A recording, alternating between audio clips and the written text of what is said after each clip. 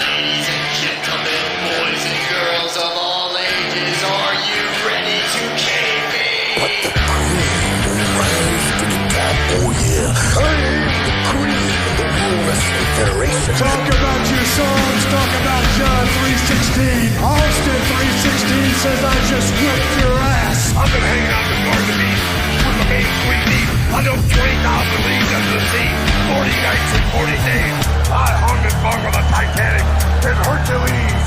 This is where the power lies. Fuck Hoboken, Body set. How many times you decent garbage? Son of Madison, son of Arden, Todd Forest, Function Dome, Terran Dome, German Dome. Fuck all of you. You know, poor people don't like AEW. That's all kayfabe. Hey everyone, welcome to another episode of That's All Kayfabe. I'm here. My name's Lorenzo. How's it going? I'm here with my buddy Gabe. Hey Gabe, how's it going, Gabe? That coffee's kicking in. Woo! Woohoo! Wahoo! Wahoo! Yahoo! I am fantastic, Lorenzo. How about yourself? Yeah, and I'm pretty good. Yeah. No, it was a good. I'm pretty okay if you ask me, bud. It was a good Saturday. I know you had a good Saturday too. We had a good Saturdays. And then before we recorded, I know we talked about, or when we first joined, you had said, man, you've never been so proud to be a Mexican/Hispanic. And I was like, my first response was, yeah, man, go Spurs, go. That was a good fucking game. And then you responded with, I was actually talking about a Grande Americano, but But no, Spurs are great. Go Spurs, go. I love them. I do love them. Yes. I fucking love the Spurs. They're in the finals. First time since 2014. Man, like, I'm just elated. I'm on cloud nine. I'm a fucking huge Spurs fan.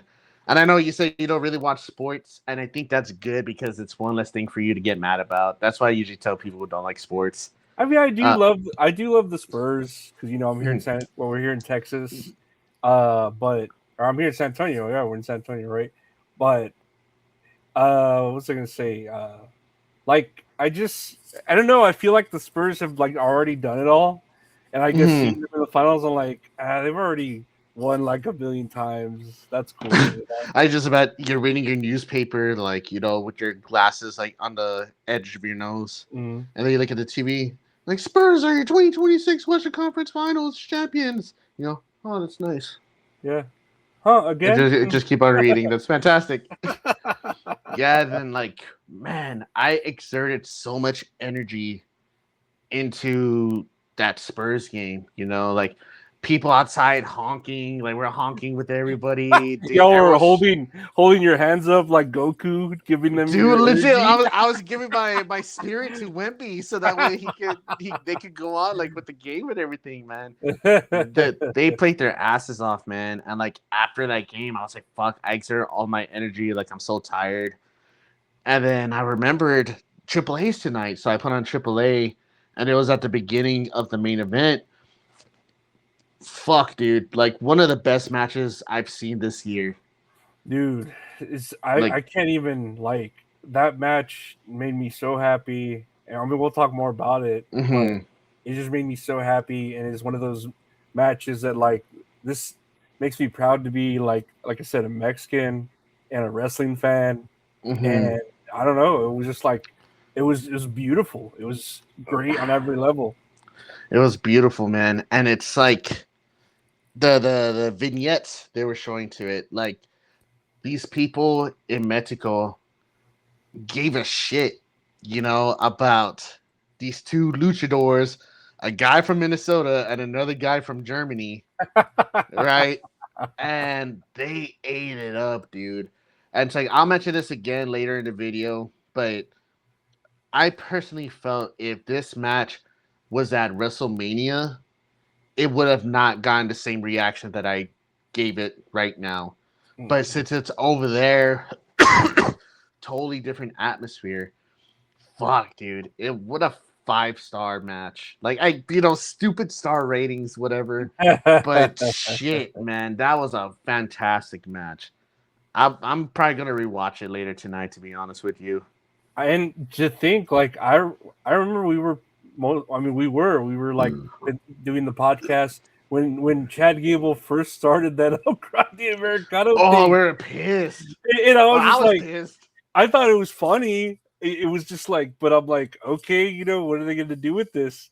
And lo and behold, it becomes like the greatest event ever, like held. And I see all the Twitter buzz, like people are saying it's like one of the like 11th best match ever on like certain websites, and the 18th best match on cagematch.net or whatever. And or like the top rated match of the year so far. And yeah. But rightfully so. Ever they're giving it like the 11th match or the 18th. Like, what the? I feel like it is like it's gonna be one I remember. And then it's like how you say, or like I mentioned to you earlier that on Twitter, I don't follow him, but his tweets pop up because I follow wrestling and sports. But Dave Meltzer popped up on my For You page. He says pretty much the gist of it was, whatever you're doing right now, stop whatever you're doing and go watch the original El Grande Americano versus El Grande Americano match right now. Like, such a good face versus heel dynamic. And fuck, dude, I agree with him. It's like, shit, I know you charge $12 a month, but here's $24 because I missed last month's reviews of whatever your shitty opinions are. Now I gotta believe in everything you say. See, now I gotta believe in everything you say because you were right this one time out of 126 times. Dang it, man, you're a fucking genius. And then to think, like, this match is also, it wasn't behind ESPN or Peacock, it was on YouTube. No, dude. It was just on YouTube where like legit anyone could watch it, and it's like, man, this is gonna be like worldwide, like one of the best fucking matches ever. Yeah, dude. And I felt like it wasn't really like oversaturated with like ads or anything. But it was just like straight matches, like back and forth. But I'm gonna be completely honest with you, man. The only shows I saw were the AAA show. Was it Noche de los Grandes or something like that? The big nachos, I believe. Yeah, the Supreme Gordita. No, I'm just kidding. That sounds racist. But yes, I saw the AAA show, and today's show, which we're actually recording right after, it was Clash in Italy. To start off, those were the only two shows I watched this week. Mainly because one, it's like basketball and work, like that's literally been taking over my life because Spurs are great. Hell yeah. Excuse me. Whew, man, go Spurs, go. Go Spurs, go. I wish I had a flag right here, but I got here's my little Korean flag. I'm sure it's not Korean. Deftones. I mean, there's a good Korea. Yeah. Which one? I don't know. I forget. I honestly forget which one's the good one, because I want to say that the good one's the South, but then I think of the South we used to live in, and it was racist. Wait a minute, that's pretty bad. Yeah, I'm like, so is it the North that's good? I don't remember which one's good. Oh man, that's why I don't watch politics. I just watch sports. That's why I watch wrestling. But to ask you the question, did you watch any wrestling this week? I did. I watched everything. I mean, not everything. Of course, there's like Evolve and crazy shit like that, NWA. But I'm pretty sure I watched everything except the second Collision that was on Saturday, because I believe, like I told you, there was a Collision on Wednesday right after Dynamite. So it was a 3-hour show. And then I think they had a Collision on Saturday, which I don't know why they would do that, compete with the greatest event, known to mankind. But whatever. Dude, I felt like that probably got low views because the AAA show and the NBA game that was going on, like, all those views are going over there, man. They really did have a Collision on Saturday. Pretty sure they did. I'm pretty sure because I remember them advertising it that was going to be live too. Like, I was like, are they just going to show the one they just recorded today? And it'd be not live, but no, they were doing a live showing of Collision on Saturday as well. So I was like, okay, I don't know. Why didn't you call it something else? I don't know. Yeah, call it something else to try to get some more viewers in, or just don't do it because you already had Collision on Wednesday. Oh, you do give your guys the night off. Like, come on, whatever. I know, man. Honestly, it's like I can't even knock that because like their schedule isn't as hectic as like WWE's, so maybe they're a little bit more laxed compared to Unless you're Orange Cassidy, you fucking working every fucking show. Oh, dude, fucking who else has been working every show? I noticed like Jack Perry, he's been working every show too. Like, man, what a bounce back, dude. I remember like the whole scapegoat shit. I hated Jack Perry, hated him, and it's like not the fact that he went back to like the Jungle Boy gimmick, or it's not even like a Jungle Boy gimmick. It's just the name, you know. But like he's just back to like putting on good matches, like with him and Luchasaurus and. It's like, fuck, that's great. Speaking of, I had to mention to you, I am very, very upset that I missed Double or Nothing last weekend. Whatever. You got to.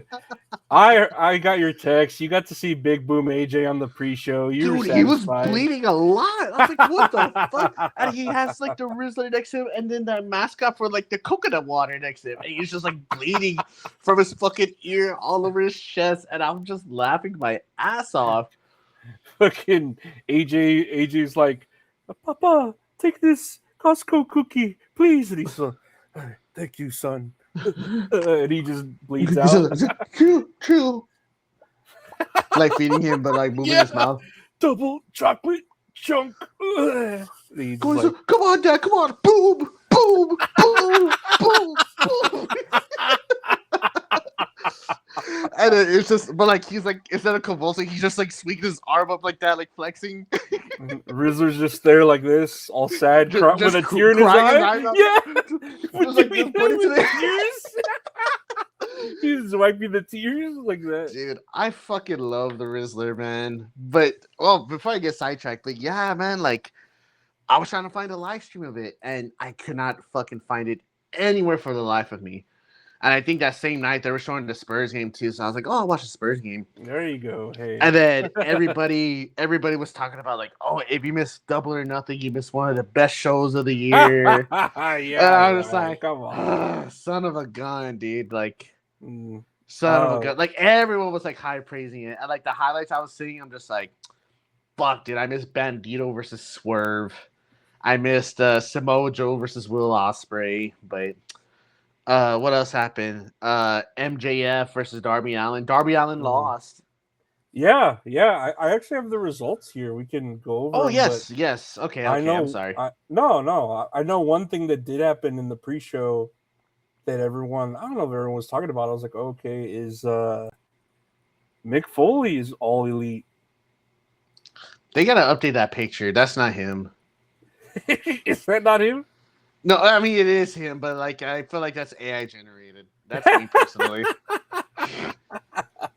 Because he looked a lot. He looked just like glad to be there. Like I love Mick Foley. He can't get me to hate Mick Foley.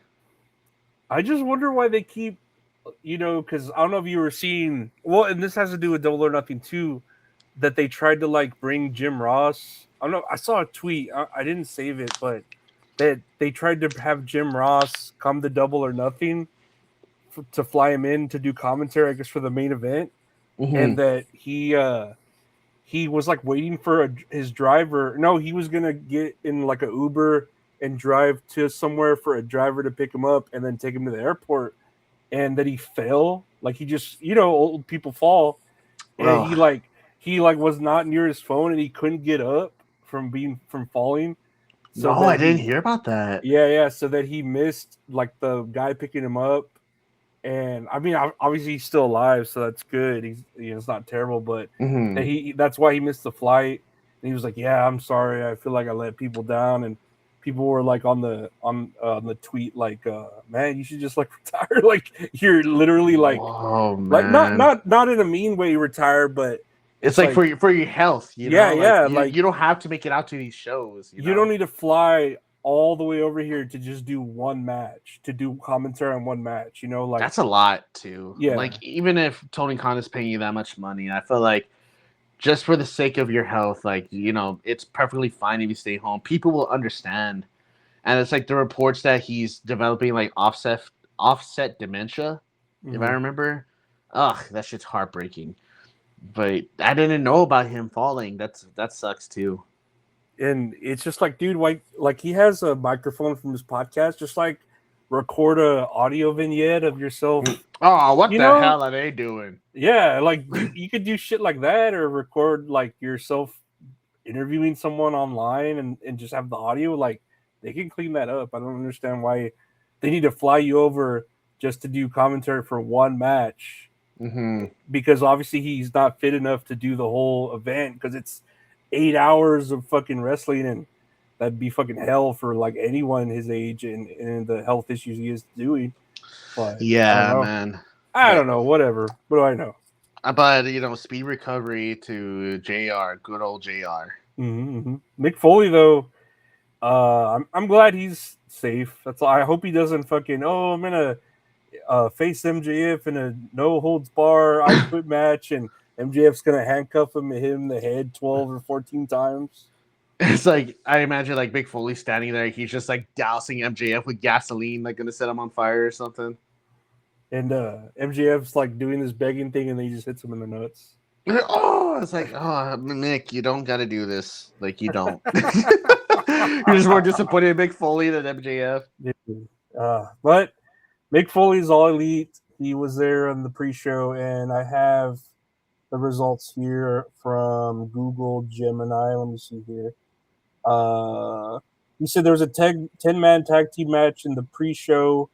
Big Boom and Doom and the Conglomeration defeated Shane Taylor Promotions with Big Boom AJ scoring the pinfall. So yeah, as he should. He's a hero, man. I don't know why they still sign him. They need to fucking sign him at this point, dude. Why do you only have him on the pre-show? Like, you know, he's doing good. Like, I don't know. He could be AEW's Logan Paul. That Logan Paul became WWE's, you know? Or Logan Paul could be...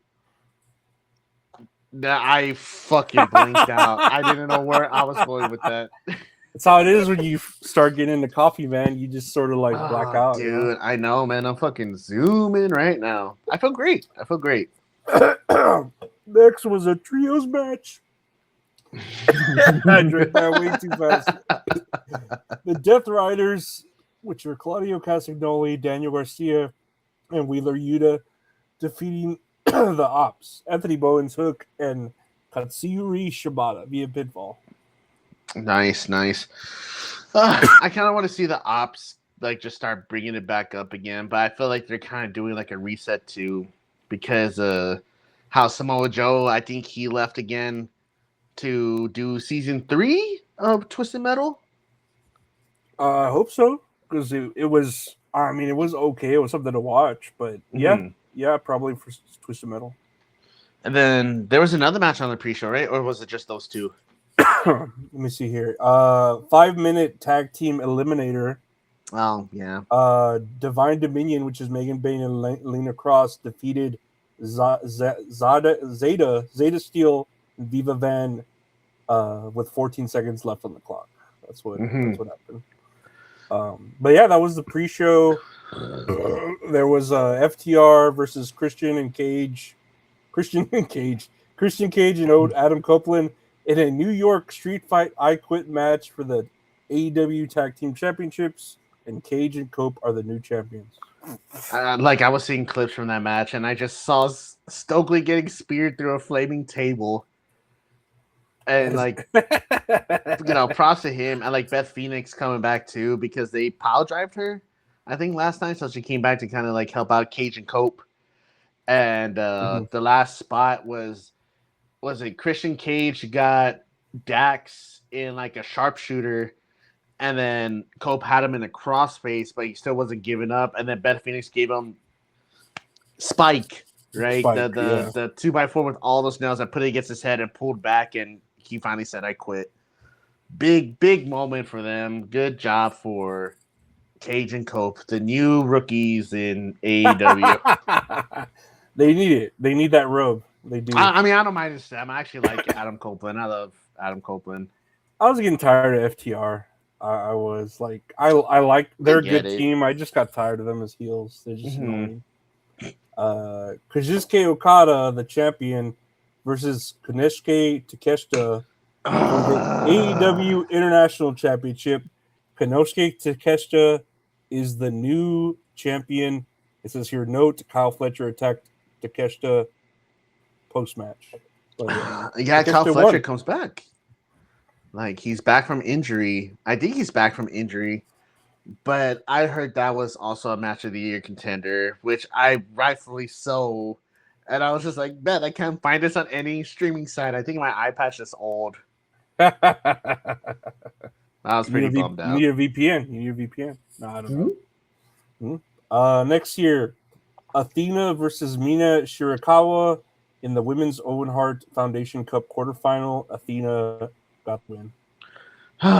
I figured she was going to win, but just Mina, my baby girl. Ugh. Mina is hot, but I think Athena deserves it.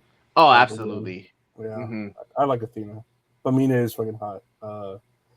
Next, Jon Moxley, the champion, versus Kyle O'Reilly in a no time limit match for the AEW Continental Championship. Jon Moxley retained. I figured he was going to retain. I heard that one was also a really good match as well. I just like Kyle O'Reilly. Everyone doesn't give him too much credit. I think he's cool too. I don't know if he needs to win it off of Moxley, but he's good. Will Ospreay versus Samoa Joe in the men's Owen Hart Foundation Cup quarterfinal. Will Ospreay got the win. And then afterwards, Samoa Joe gave his flowers to Ospreay, and then that's when he got on his Harley Davidson. I'm just kidding. No, he just I guess that's like his last time going to be on TV for a minute because of the Twisted Metal, the new season that they're about to record. He got in his ice cream truck and he's just like, I like Will Arnett's just like, I'm sweet tooth. I don't know. I never seen Twisted Metal. Yeah, it's all right. It's something to watch. Right. It's all right. It's all right. Next year, Swerve Strickland versus Bandito in the men's Owen Hart Foundation Cup quarterfinal. Swerve Strickland wins. As much as I wanted Bandito to win, I figured Swerve was going to win. Yeah, I like both of them, but Swerve's better. Exactly. I know. He has the funny dance. He has persona.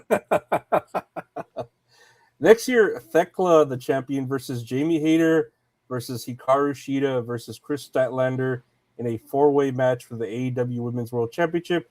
Thekla retained. I figured she was going to retain as well.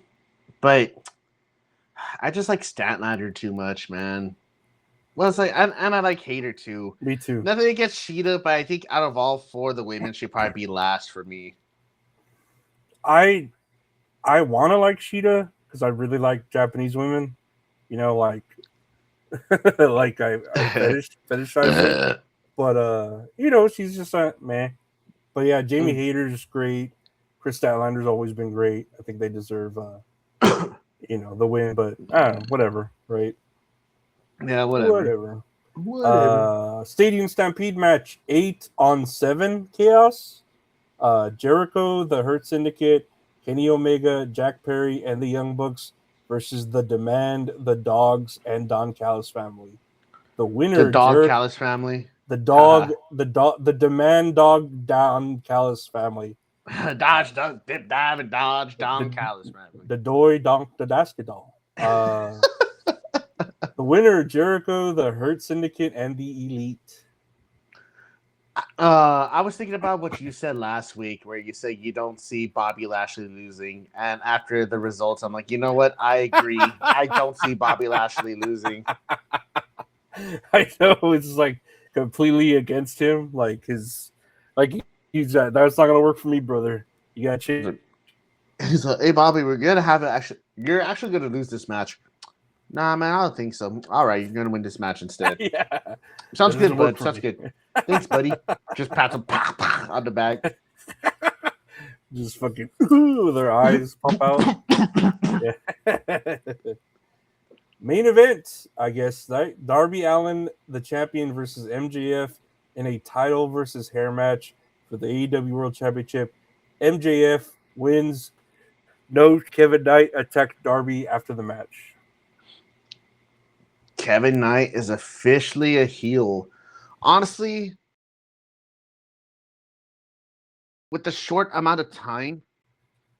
Hello? Whoa. Everything just like, Okay. that was weird. Whoa. my fucking office just gets like thrown around everywhere. That was so weird. Everything just like exited out. Damn technology. Dang, I blame Elon Musk and Grimes. Hmm?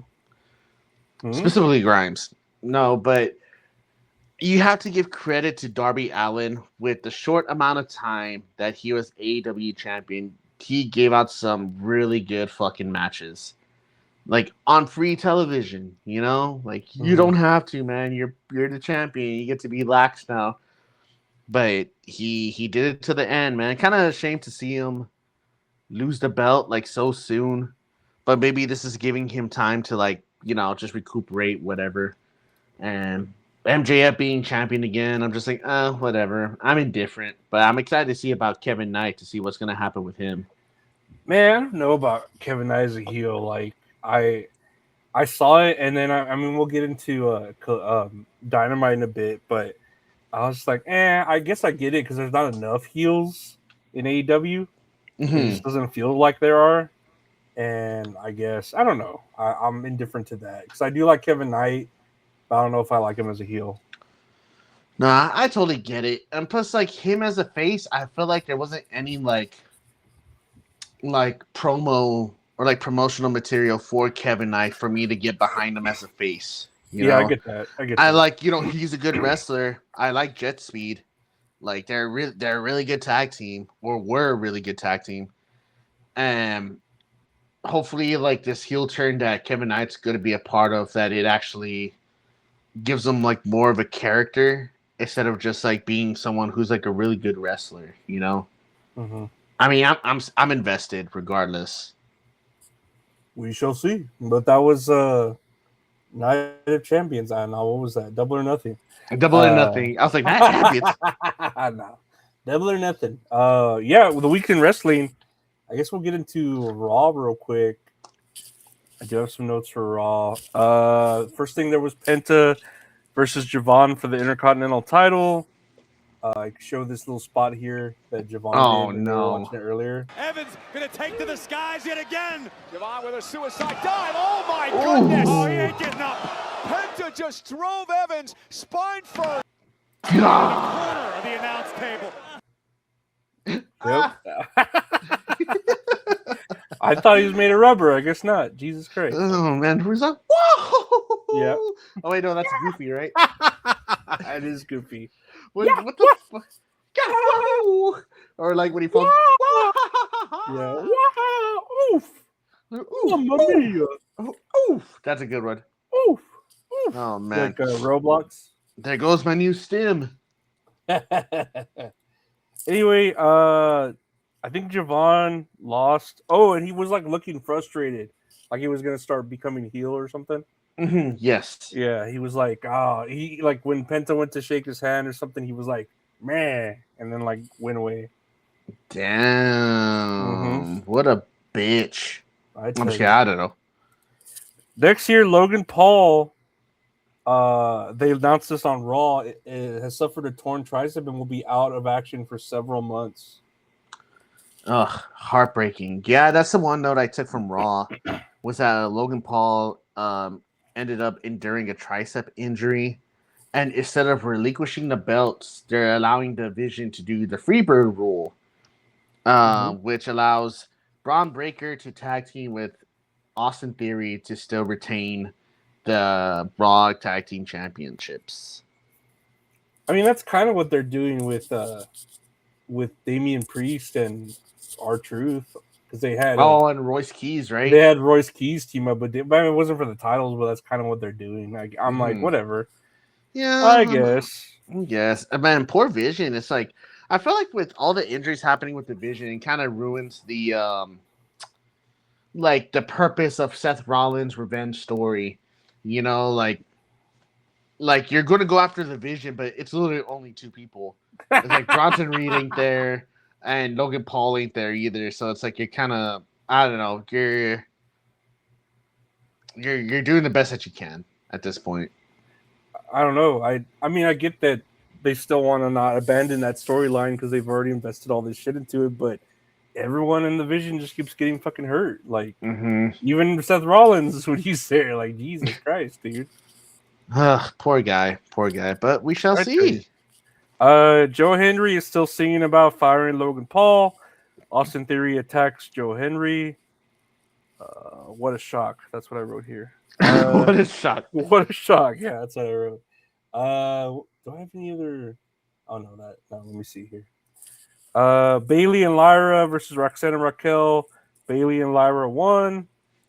LA Knight did a promo with Jimmy Uso. I wrote here, poor guy, LA Knight. He, I don't get who he pissed off. He's just never like getting pushed. He's just where he's at. I think he's good too. Wasn't this also the week that they had announced? They announced something, right? Is it King of the Ring and Queen of the Ring? Yeah, King and Queen of the Ring tournament start next week. And it says here that the winner gets a championship title shot at SummerSlam. So I want to get behind LA Knight, dude. I've been behind LA Knight for a long time. But I feel like they're going to do the same shit where they just don't pull the trigger on him, like to give him a belt, you know? So I don't know why. Like, the crowd loves him. I don't understand why he's in every fucking Slim Jim commercial and all the other shit. Like, come on. I know, man. Son of a gun. Seth Rollins versus Montez Ford. Seth Rollins wins. Theory attacks Angelo Dawkins. So Theory's just attacking everyone because he's the only healthy guy there, I guess. Rusev versus Rey Mysterio for a contendership for the IC title. I believe Mysterio beat him. I didn't write who won, but Rey Mysterio is now a contender for the Intercontinental title against Penta. Okay. I mean, this is going to be a good match regardless. I like Rey Mysterio. I just don't like his commentary. Oh, Lord. Yeah, this is a good match, JBL. Yeah, I don't know why they're doing this. I've seen a lot of masks. I have a lot of masks, Corey. They got different colors, different styles. Some masks are bigger than others, which is why I struggle to keep them on. It's hard to see in a mask. It's hard when to I see lost in a my mask. eye. It's like, so if I didn't have my ass, my ass. If I didn't have my mask, Corey, like I'd be unstoppable. I'd be the best wrestler in the world. That's it. Oh, Rey Mysterio, you son of a gun. And yeah, otherwise they just built up to the Roman Jacob Fatu match. They just built that up more. The other thing I have here was that there was a promo, like a vignette of Brock Lesnar talking about his retirement, quote unquote retirement. And it's like, I don't remember what the fuck he said. I think it was just him saying that, I leave on my own terms. Like, I'm a eat your ass, boy, or whatever the fuck Brock Lesnar says. That's all he ever says. He talks about pissing and eating ass. Oh, man. That rascal. That dirty booty guy. That dog.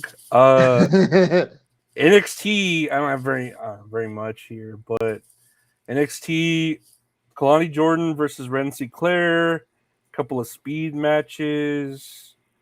They keep having Natty on there, and they're calling her the low-key legend. And I don't know if you feel this way about Natty Neidhart, but I feel like they want to call her a legend, but they don't like push her enough or do anything with her. They don't. I know she's been a multiple-time women's champion, but it's like I think she deserves to be in the picture more. Like, she's still good. She's still a great wrestler, you know? I feel bad because they're always like, oh, she's a legend. Oh, she's done so much. But they always keep her like, no, not today. Maybe next week, Natty. Maybe next week. Maybe next week. Why don't you go to we have a full card. Why don't you go to NXT, see what Shawn Michaels can do with you? But I am on NXT. I'm sorry to tell you that. It's out of my hands. It's what we do. It's the wrong era. Wrong era for Natty Neidhart. Low key, Natty. We don't know what to do. Jada Parker versus Layla Diggs. Jada Parker wins. Tony D'Angelo comes out and gets called out by Naroku. Naroku saves him from Hendricks. Yeah, I don't know. Is that what here? Oh, it's like I'm sorry. It's like I can't really input to this because I didn't get to watch anything. Yeah, no. It's I'm like looking at my notes, like what the fuck am I writing here? Nathan Frazier showed up to do a speed match challenge with Romeo Moreno last second. So next week, Lexus King is facing Romeo Moreno for the speed championship. Shiloh Hill, I think, defeats Charlie Dempsey. Tristan Angels wants to have a Mr. NXT pageant in 2 weeks against Shiloh Hill, and that's exactly what it is, what it sounds like. And main event: Lola Vice versus Izzy Dame, and I'm pretty sure Lola Vice won, because I don't remember that changing titles that happening. Oh man, where's Mason Rook? I need Mason Rook again on my TV. Mason Rook. He's big. He's bad. Come on, slam your dad. Mason Rook. He's big. He's bad. He'll body slam your dad. Mason Rook. I'm sorry. I'll start fucking singing that shit. Dynamite. Yes. Did you watch Dynamite? No. I went to go check earlier, and it said I did watch it. But I just don't fucking remember. The only thing I remembered was that I have notes here for Dynamite, but the one thing I remembered was Cope and Cage ended up getting attacked by the dogs. Mm-hmm. That is it. Okay. That's all. Yeah, that's all I remember. Oh, it's pretty much all that happened. Nah. What I have here. Kevin Knight is a heel now. I didn't know what had happened, so when I wrote this down, I was like, "Oh, he's a heel now," because he did that splash to Darby Allin at Double or Nothing. Speedball came out to ask what was wrong with Kevin Knight, and he turns on Speedball. Black guy is a bad guy. That's what I wrote down. God, that's what we need. More black guys as bad guys. Oh man. Jericho versus Ricochet. Everyone is banned from ringside. Jericho beats Ricochet, and then Tommaso Ciampa comes out and attacks Jericho. I guess it's a bald people thing that Jericho. It's a bold world after all. It's a bold world after all. Although I do like Tommaso Ciampa way too. more than Ricochet. My shadow knows my story. Babe, come on, Sons of Anarchy's on. Dude, what a good song. Yeah. As much as I make fun of it, it's a good one. Knows my story. My shadow. Next, they had Orange Cassidy versus Leo Rush versus Brian Cage versus Roosh in a Superstation Showcase Showdown 4-way match, which there's a small clip here of Orange Cassidy facing Leo Rush in the ring. Let's take a look.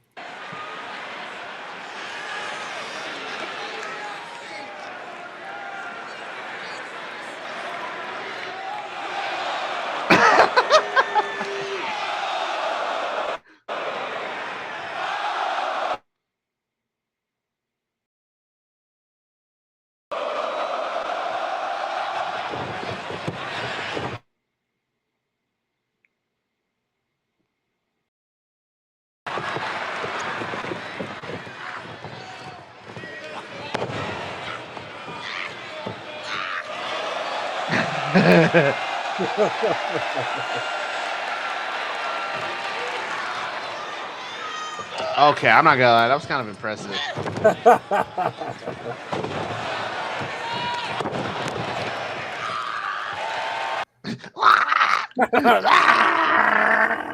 And then, if I remember correctly, Roosh ends up winning, right? So is he like number one contender for MJF's title?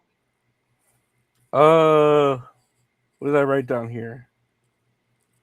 Okay, here we go. Leo, here's what I wrote down. Leo Rush is leaking black fluid from his mouth. Brian Cage is fucking huge. He's fucking huge. He should beat everyone single-handedly. That's what I wrote down here. Don Callis' family comes out to fuck with Orange Cassidy. Jake Doyle returns. The conglomeration comes out to help. Left in the ring is Leo Rush and Roosh beats the shit out of Rush. Yeah, so Roosh beats Roosh. Raggy. Wait, so Jake Doyle's back? He's back from injury? Yeah, he returns. Jake Doyle returns. Dude, hell yeah. Dude, I love Jake Doyle, man. He was the one that did that bicep tear, right? Against FTR. Yeah. FTR, he's like, I tore my bicep. Yeah. Man, I wonder if he tore his bicep.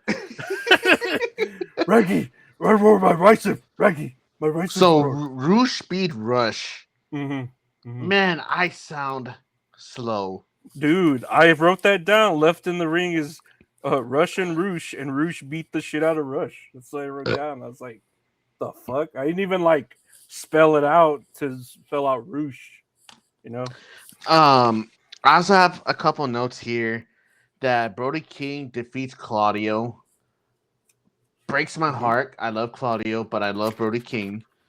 And Mark Davis defeats Jungle Boy Jack Perry. So they both move on in the Owen Hart Cup. And the next match is in I guess the quarterfinals.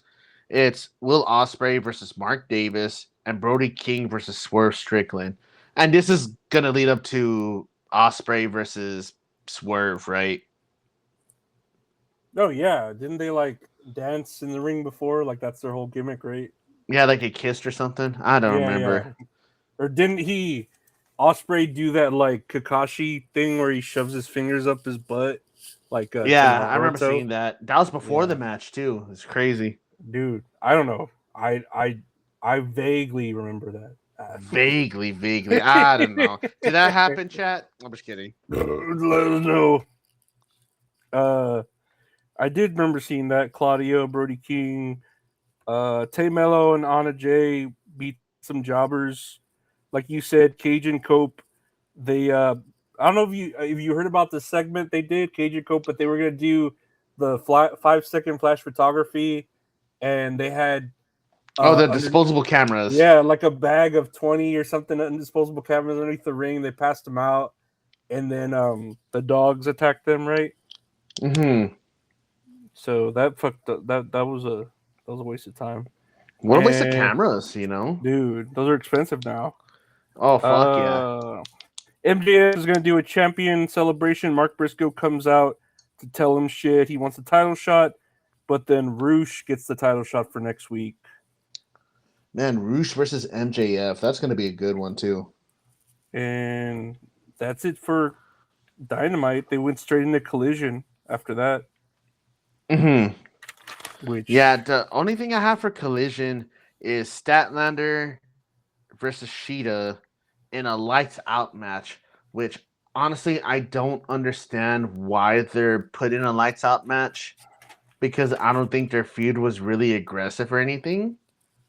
Right? No. I've seen more hardcore matches like, oh no, AEW won't allow this, they can't insure and sanction it. But they've literally had people fucking syringe through the mouths and shit. Oh my god! And it's so Statlander ends up defeating Sheeta in a lights out match. My other note here is I put, where are the rest of the women's roster?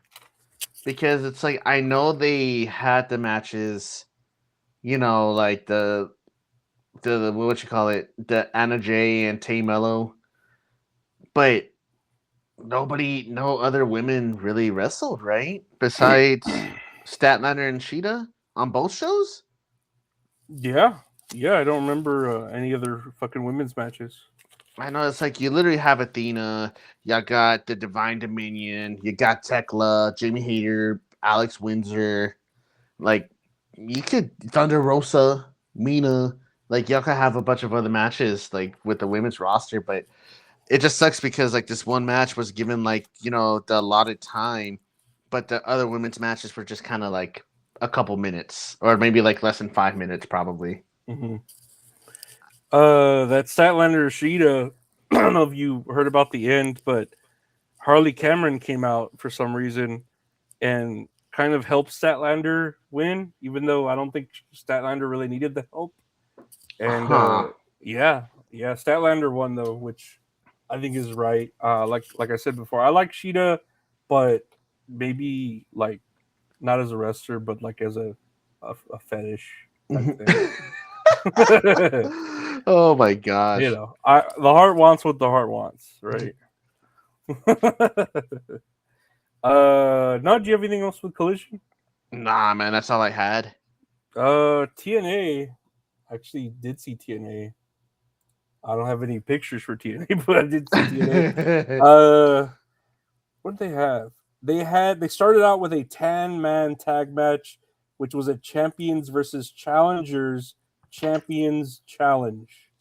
And basically, you have the champions on one side as a team. You have the challengers on the other side. And if someone from the challengers pins the champion, they get to challenge for that belt eventually. Okay. Yeah, that's interesting. So, did I rate? Oh, KC Navarro pinned Mustafa Ali, and he now has that future international title shot, which Slammiversary comes to pay-per-view June 28th, and the Ultimate X match returns. Hell yeah. And I think Leon Slater and Cedric Alexander are part of that match. I mean, they're the only ones that can fucking do shit with that, right? Like, especially Leon Slater. You know what they need? They need Omos and Big Bill. That's what they need. They need a fucking Javon over there to fucking jump around and shit. Oh, dude, Javon Evans in an Ultimate X match? That would fucking kick ass. Tessa Blanchard won against Harley Hudson. Stax for face Santino Marella.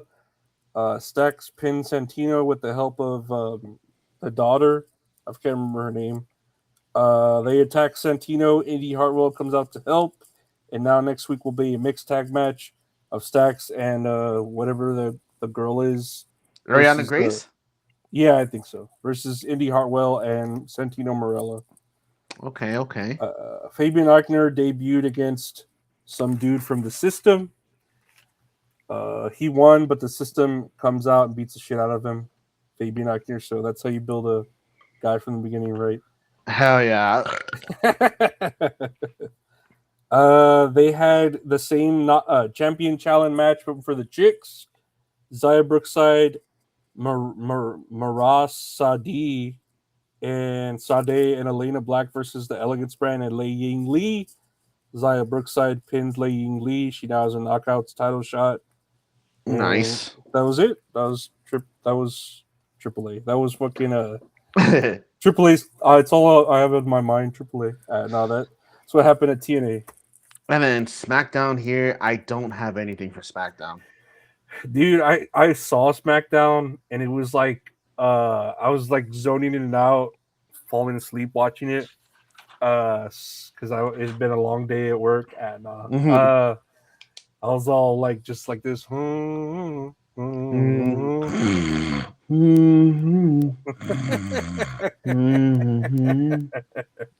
Exactly. But all I remember is Tiffany Stratton helped Chelsea Green beat Nia Jax. Yeah. Wait, no. She rolled up Lash Legend, right? Because Chelsea Green helped Tiffany Stratton, and she rolled up. Didn't that happen? I think it was last time Chelsea Green helped Tiffany Stratton beat Lash Legend when Lash Legend came out for the Open Challenge, and in this week, for fucking Chelsea Green was like backstage asking Tiffany, like, "Hey, you're gonna help me, right?" She's like, "Dude, we're not friends or whatever Alexa Bliss's thing is, right?" The fuck, dude? You can't fucking sit here. Yeah, we're not friends. And she's like, "I'm not gonna help you." And Chelsea Green's like, "Okay, fine, whatever." But she ends up helping her anyways, defeat Nia Jax. So I guess they're building Tiffany and Chelsea Green as a team because fucking Chelsea Green lost her fucking her secret Hervis. Oh yeah, dude. Poor thing. Like Chelsea Green deserves so much more. Mm-hmm. I mean, nothing wrong with Tiffany Stratton, but I need Chelsea Green to have that belt again. For sure. But yeah, I don't really remember Smack. I know we were talking about it. Royce Keys was in a match with Damian Priest against who was it? The MFTs. Yeah. Tala, Tanga, Tunga, like all three of them, I think. Yeah. Tango, Mucho, Tala. Tango, Sierra, Hotel. You have all the Talas. There's a Tahin Tonga when they get sponsored by Tahin. Tahin, Tejano, Tana. Tejano, Tana. He just sprays Tahin seasoning in their eyes. Like, I'm delicious now. Oh, dang it. You can put me on any fruit now and that tastes delicious. Damn it, my eyes. The right amount of kick. Oh, shit. But what? Yeah, I didn't have anything for SmackDown. The only thing I had here was that Axiom had a match versus The Miz, and the crowd was hot for Axiom because he's originally from Spain. That's it. That's cool. It's always good to pander to the hometown favorite. It's always good. Hell yeah. And then never use them again, right? Hell yeah. Just for one night. But yeah, I guess we can go on to the main attraction, which was, AAA.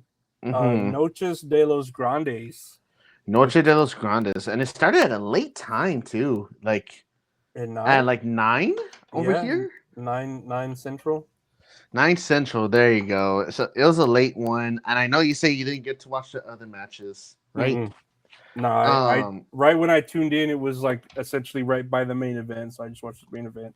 Yeah, I ended up going back to watch the whole show because, like, just like you, I caught the main event. But this was a solid show. I don't know if they had a pre-show. Don't correct me if I'm wrong.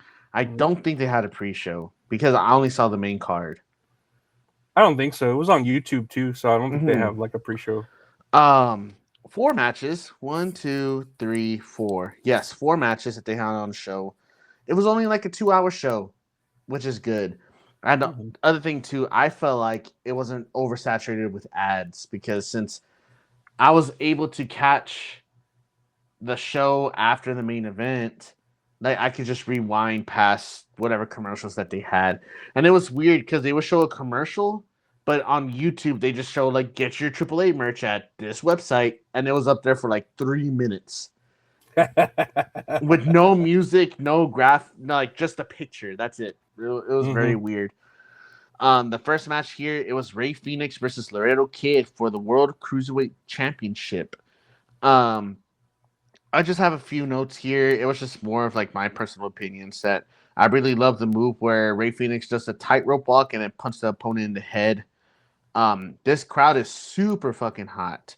An exposed turnbuckle played a big role in the match. I realized that Laredo Kid was the heel in this match because he was doing the low blow. He exposed the turnbuckle. Ends up faking an injury as well, but after he does the low blow, Rey Fenix still kicks out at 2. Rey Fenix with the muscle buster, to which Laredo Kid ended up doing a splash in the corner and then hit him with the muscle buster. Gets the win, becomes the new champ, a 2-time World Cruiserweight Championship, and this ends Laredo Kid's title reign, which was a little bit over a year from what they had said. Really solid match, and it just makes me sad because I'm like, this fucking WWE has the star power.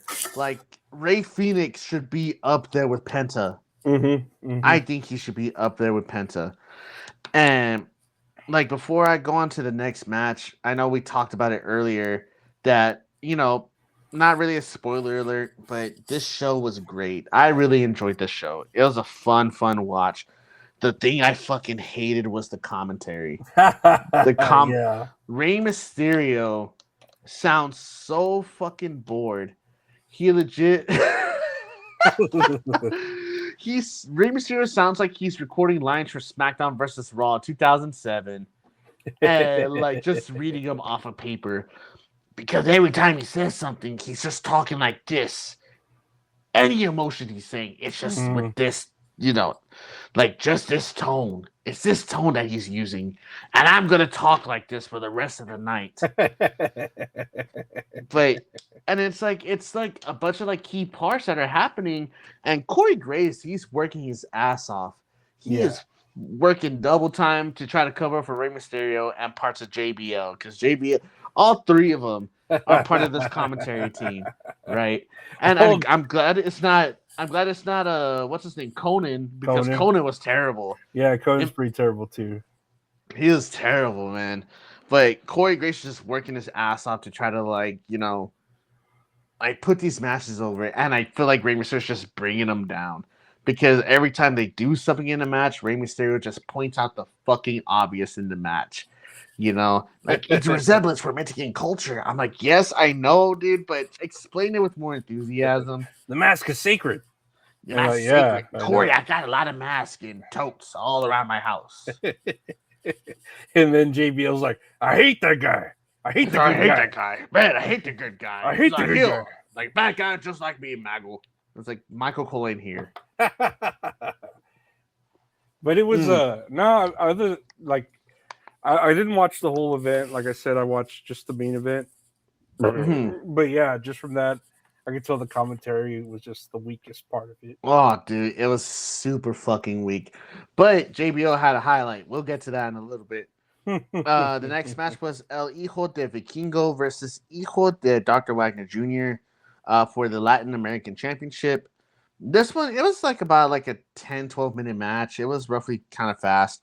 And they mentioned how, when they were first talking about Vikingo to the WWE masses, he was painted as the biggest star in Mexico, but he had the Roman Reigns treatment where he was being force fed down everybody's throat. And now he's just one of the biggest heels over there in AAA. A lot of interference was happening in this match. Omos came out, but then he ended up getting attacked by Galero and Mini Vikingo, which I don't know.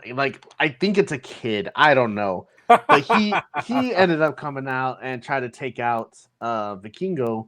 Dr. Wagner tries to go for the splash, but he ends up kicking out. Bunch of lucha stuff. Vikingo's fucking badass. 450 splashes, moonsaults, sentons, 450s. What is it? The what's the one where they roll out that Billy Kidman used to do? The shooting star? Shooting star. Thank you. I appreciate that. Omos comes in. He tries to interfere with the match. Vikingo does the 450 splash, but Dr. Wagner kicks out at 2. Omos ends up interfering again. 630 splash completely lands on Dr. Wagner Jr. And Vikingo ends up picking up the win, becomes the new champ, the new Latin American champion. And I like him. I like Vikingo. You fucking boo him all you want, dude. He's one of the best in the world. Fuck y'all. Isn't Vikingo kind of like Osprey, where right after the match they just take him to the back and throw him in a bucket of ice? He's just so fucked up, from all the moves he does. They just throw him on a pallet of frozen peas and tell him to stay there for a couple of hours. He just melts through. They just give him a Topo Chico or whatever that fucking mineral water is. I hate Topo Chico. I was like, damn, they're trying to kill the man.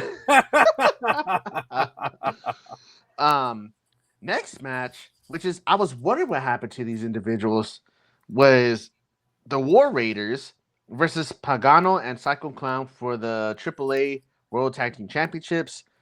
In all caps, War Raiders are the heels. They're badass. Dude, they're fucking badass. I put here that I miss the War Raiders. I miss Eric and Ivar. There wasn't really much that happened in this match, just regular tag team shenanigans. But the biggest thing here was that Pagano was trying to go for a strike against Ivar, kicks his arm back, and he like swings back and hits Psycho Clown in the face. And then Pagano tries to go for a clothesline, ends up clotheslining Psycho Clown. That's where the War Raiders came in to take the advantage, and they end up scoring the win, and they become the new tag team champions for AAA. At the end of the match, Pagano and Psycho Clown are in the ring arguing with each other. And, you know, a shove, rips off the mask, whatever. Pagano leaves, but when he leaves, the War Raiders come back in, jump Psycho Clown, and Pagano's just watching from the side, and he just walks off, and people are fucking booing Pagano, man.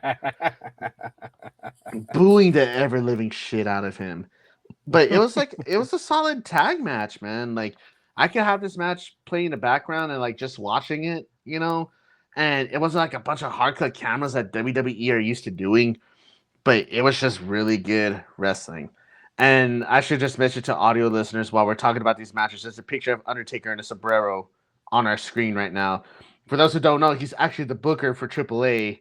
And if you ask me, I think he's doing a pretty good job. Unless he's like accidentally doing it, I don't know. I feel like he's got so much other shit to do. I can't believe he has time to like sit there and be like the Mexican era or whatever. The Mexican era. It's how about all the things we're doing for like the American white man we do for like the Mexican man, but replace him with a white man. I love it. Give me 20, please. The main event being built up like the biggest fucking thing in the world. It's the original El Grande Americano versus El Grande Americano. Which honestly, if you would have told me this fucking like 3 months ago, I would have said this is fucking stupid. You know? Like I think we talked about when, you know, Chad Gable's Americano came out. First debut with like the gimmick that I don't know about you, but I fucking hated it. I remember we talked about it. You said I hate it. I was like, man, I think it's hilarious. Like it, but I didn't. Of course, neither of us knew it would like blow up this big. Dude, it blew the fuck up, man. Like after a while, I realized how funny it was. But then it's like, man, just let Kaiser be himself, dude. Like he's a good wrestler. He became a Grande Americano when, you know, Chad Gable got injured, right? So, and Kaiser just took it to a whole nother fucking level. Like John Cena levels in Mexico. And I think as well with the whole shenanigans with him getting arrested, but him defending his girlfriend because someone threatened to call ice on her. Like that just made him a bigger star over there. And I don't know if he heard too, but Gunther ended up posting for his bond. Yeah, that's fucking badass. I was like, dude, that's a true homie, man. That's fucking awesome. Good for him. We're like, what best friends, man. And I never realized like they've been best friends for like a very, very long time too. Which, you know, that's fucking badass for them. The first note I have here for this match is that watching this match afterwards, I'm glad this match wasn't on WrestleMania because, like, Mexico just treated it like a big fight feel. Amazing. Like, they fucking hated Chad Gable's Americano, and they, like, cheered for Kaiser's El Grande Americano over the fucking moon. And they just played the whole heel versus face gimmick very fucking well in this match. To continue on, I put here that I felt like this match was better than most of WrestleMania. You know? Yeah. Like, because I feel like if this match was on WrestleMania, it only would have been given like 10 minutes. But I think this match went like 25 minutes or something. Dude, it felt long, but it was like a good like feeling. Like I was like not wanting it to end, you know. I don't know what they say in Mexico. Es es lucha. Es es bueno. Tú es bueno. But me te gusta. Me te gusta. Come mierda. Come mierda. I'm trying to figure out how long this match was, but my phone's being a piece of shit. Mm-hmm. Let me see. Clash in Italy, blah, blah, blah, blah, blah. Not CMLL. But as I find this match, right now, it says here, both masks end up getting torn, and both men are bleeding. And especially Chad Gable. He's bleeding like a stuffed pig, as the kids say. They're bleeding back and forth, and this is a mask versus mask match. So I think they said that there was no disqualification. There has to be a winner, you know, in this whole get up, whatever. So it's fucking Gable tears open his mask, starts beating the shit out of him. Kaiser's bleeding, and then it's like the other way around, where Gable's bleeding. There's a spot through a table that looked fucking gnarly. They're doing a bunch of luchador shit as expected. Weapons and tables are used during the match. Julio and Bruno Americano come out to try to do the save for Chad Gables. For Gables Americano. El Grande. There you go. That sounds better. For Gables El Grande, they throw Kaiser through the table, and then Rayo and Bravo come up to try to fight them off. And then one of them climbs up in the stands and does a beautiful swan dive just off of the top. It looks fucking insane. As the match goes on, there's a person in the ring, and they do this hard guitar shot to Gables El Grande, and it was from Pimpinella Escarlata, which is, I think they're known as a transgender wrestler over there. Yeah. I don't know, transgender or cross-dresser. But when they revealed themselves, they got a big fucking pop, star-studded pop. And dude, honestly, that gave me goosebumps from how good that was. I was like, fuck yeah. I'm about this. The match is going on. They're doing finisher to each other. Both men are just fucking kicking out at 2. And it's 2.99999. They're kicking out fucking crazy. And then while they got the bull rope around Kaiser, they look in the crowd, and there's a lady just coming down, and it's Kaiser's girlfriend in real life. And I remember JP was like, the last time we heard about her, she was getting in a scuffle in an elevator in Florida. So I guess the story with her was she was, kayfabe on the side of Kaiser, right? But in order for them to go on with the match, it's she had to quote unquote get fired from the company, I believe. So then Gable, he's like, oh, you're not supposed to be here, whatever, estúpida pendeja. Well, whatever. But then she had a wrestling ticket. She purchased a ticket. And I'm just there. Oh my gosh, she has a wrestling ticket. She has the right to be there because she's a paying customer, and all this other stuff. And then Kaiser comes and he's fighting back, whatever. Big build up to the win for Kaiser. Kaiser ends up getting the win. Both men are standing in the ring, and it's Kaiser with Rayo and Bravo behind him, and Chad Gable's on the other side, and you just see blood's just showing on his forehead, right here. He has the mask here, but blood's being shown right here, and his family is standing behind him, man. Beautiful family. And so they're interviewing him, and he's I did this whole gimmick because I hate what he said. I hate luchadors. Yeah, I wanted to defeat them or something I wanted to defeat all the luchadors. Yeah, learn their secrets. And he's all, but I learned to respect them and all this other stuff. Cutting a face promo, a heel transitioning to a face, right? And let me just say, prior to even this, the crowd was already Gable. They were already chanting him whenever he's there, showing his respect, They're chanting for Gable and everything, and I'm just confused because it's why the fuck are they chanting for Gable? He's not even here. Gable? They know something. They looked at the dirt sheets before me, dude. They know something I don't. So he's cutting this promo, and then he does the big reveal, right? And he's just bleeding like a motherfucker. And then at the same time, with this whole fucking chest out, he takes off the mask. JBL goes, "It's Chad Gable." Yeah. Oh my god. Oh my god, it's Chad Gable.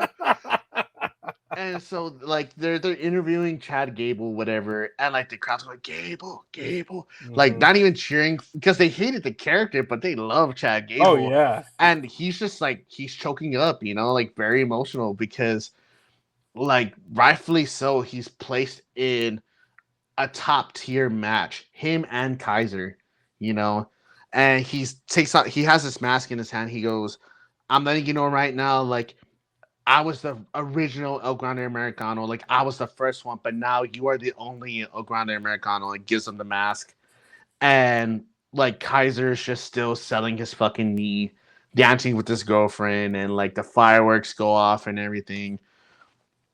Fuck, dude, like what a good fucking match. Like it was over the moon. Like I am elated that both of these men had this fucking awesome match, man.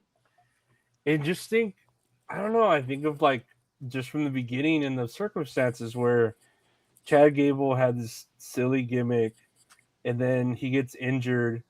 So then Kaiser picks it up and starts running with it, and he makes it like blow up over there in AAA.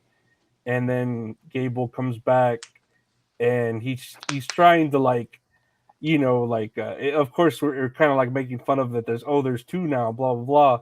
But then he goes the route of like becoming this rowdy heel over there. And it's just the weird how like all the dominoes fell into place for that. Or it's just like, man, what if Gable hadn't gotten injured? What if Kaiser fucking, like didn't get over like that? I don't know. Like, it's just crazy how that all culminated into like literally, and like I said, we were talking about it. Everyone's saying this is like probably match of the year for sure, but like as far as the greatest matches ever, it's rated like number 11 or number 18 on like on Cage Match. Yeah, like on different actual whatever state places that rate matches, but they're saying it's like one of the greatest matches ever. 11, and it has to be because Dave Meltzer said so. But it's like also too that we mentioned that the Undertaker is like the head of creative or like the main booker over there for AAA. Like I wonder what the circumstances would have been if this would have happened in WWE, like regular television. Where I feel like it would not have gotten like this reaction. They would have treated it like a comedy gimmick, or like some stupid moment where it's like comedy. They tried to like bring it over here, right? Like they had Chad Gable's Americano over here, and then they had like what was it, like a six-man tag, the original and his guys versus and Kaiser. It was a good match. It was a good match, but everyone was just like it was a regular match, like everyone's just whatever. But Mexico, that like explodes for them, And it's crazy, like the comparison. It's like night and day where like regular WWE fans are being morphed into reacting to aura farming, or like to just people talking to each other instead of like the wrestling being presented, Like you could do both. It could be a mixture of both. Like people will give a shit, but you're just so used to creating like this aura of like the personalities are bigger than the moveset, personally. Or how I think WWE is trying to perceive it or trying to present it. Whereas like AAA, they're trying to build story but also have good wrestling, and it's like you could balance between the two. You definitely can. What is that too? Is that the talent? Like Gable and Kaiser were amazing this whole match. Like, of course, we didn't really see the build up to it, but I know, like, I think we watched that one where fucking Kaiser did like that spinning headbutt to Gable outside of the ring. Like, they were beating the shit out of each other. Yeah, man. They were like dog fighting, and they were amazing. And I want to show this real quick, like the ending of it, where fucking Kaiser does that spinning headbutt to him. And it's like, goddamn, like, we take a look real quick here.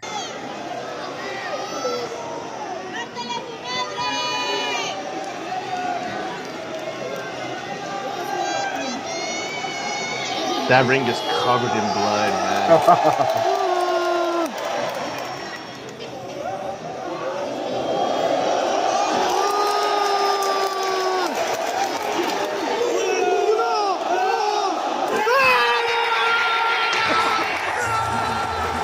Son of a bitch, man.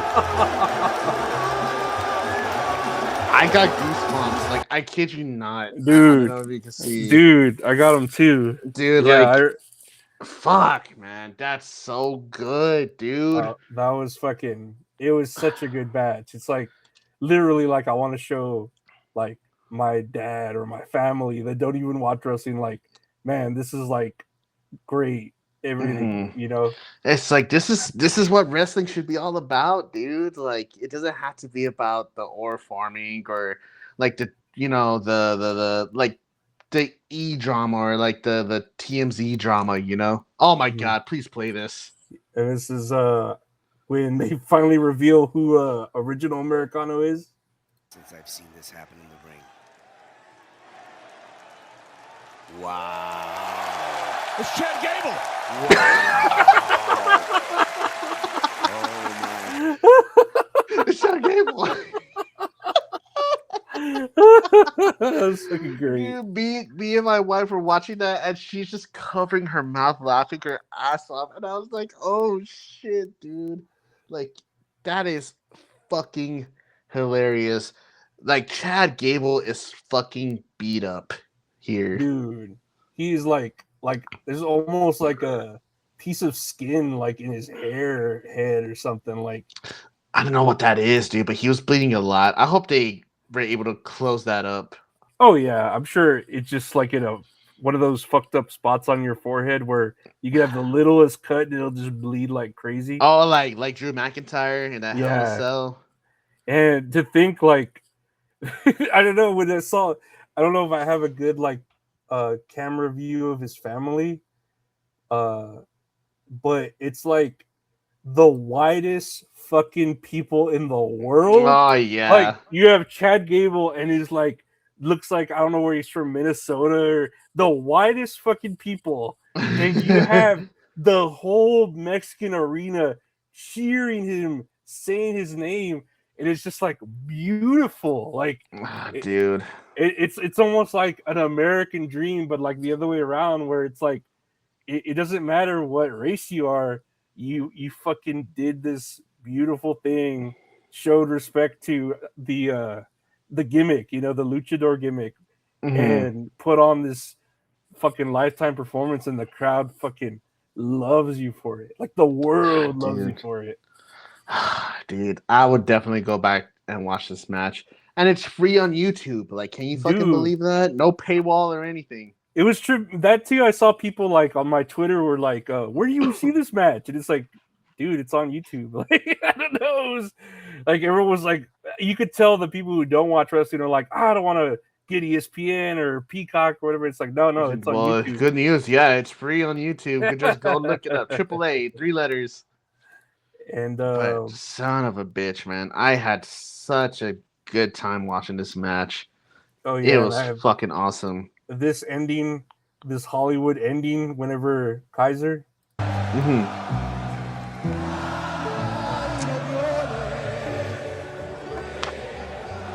This fucking shot, you have that's crazy. You have the trans wrestler there that like came in, that helped him in disguise. You have what is it, like Rio and Bravo or whoever holding up a heart, and you have him kissing his girlfriend, and the end credits roll like it's the end of a beautiful fucking movie, you know? Dude, it was oh my god, dude. Like, I cannot get over like how fucking awesome this fucking match is, bro. It was I'm elated. Like, I am just goosebumps, literally. Dude, there's like no way. I don't know if this will ever get topped. I hate it because it's just like the bar is set so high, like as far as storytelling and everything. It's like, oh my god, like I don't know if there's any way you can beat that. It's just amazing. Yeah, I'm over here trying to figure out how long the match is, but yeah, it's all right, man. Like, I think I already said enough about this match. Like, if you haven't seen it, go watch it. Fucking amazing. It was fucking amazing. Hell yeah. I don't think I had anything else from that other than Kaiser, si se puede. Everyone was saying si se puede. Kaiser. Si se puede, si se... Oh, si se puede. Si I need se to do. puede. They need to do that meme of where it's like pure cinema, but it's El Grande Americano's face just doing that. Honestly, let me see if I can fucking second That El was Grande amazing. Americano. Oh, you know what? It doesn't even have it here. Son of a gun. Oh, well. 2022. Hmm? So what are you talking about? Where the fuck? Why is it showing me Kaiser? I didn't even look him up. Oh, man. But I guess we could go on to the next show that actually kind of ruined my mood a little bit. Yeah, this really fucking. We'll look at this first before the start of the match because we were going on to Clash in Italy. Let's take a listen here real quick. What's up, Housing?